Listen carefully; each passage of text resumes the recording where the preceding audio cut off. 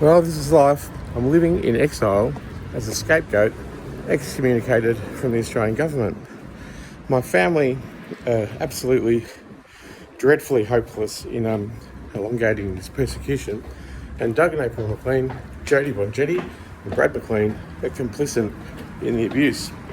I'm going to Victoria University to try and find out if they have any obligations to report unethical conduct or human rights abuses, because as it stands I can't go to the Australian Human Rights Commission, and a federal court document has stated that an imminent threat to my health, welfare and safety and life exist, and I can't go to police because police have identified me as they vilify me with madness to the exclusion of all other things, and they keep hospitalising me, and the hospital system has washed their hands of me. So I do hurt, I'm sad, I cut and I bleed, and I can be harmed like anyone else.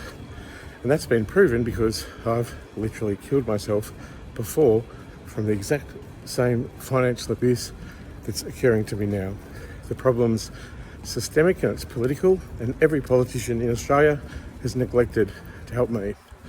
And I just want to say that I'm also a failed whistleblower, and I've just been rejected an emergency payment from Centrelink because, of course, I'm profiled at the government, and apparently living on the street with a cognitive brain disorder and a chronic mental illness and literally starving is not enough to get me over the line to qualify for an emergency payment.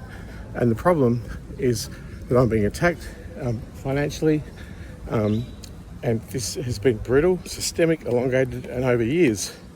And now that I'm an identified person of the Australian government and I'm living as a political refugee with no help whatsoever from my family or support services or the health service or anyone, when everyone can clearly acknowledge that there's a conspiracy to pervert the course of justice going on and it's doing me harm, I really don't know what else to do.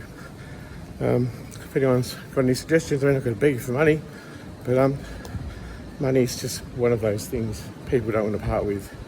But if you'd like to, I'd invite you to part with sharing this video with some authority or business who may be able to invest in my justice, because if nothing happens, they're going to oppress me to death, and I can't live without a certain amount of things in society, such as food, shelter, equality before the law, human rights, civil liberties, and privacy and freedom from violence.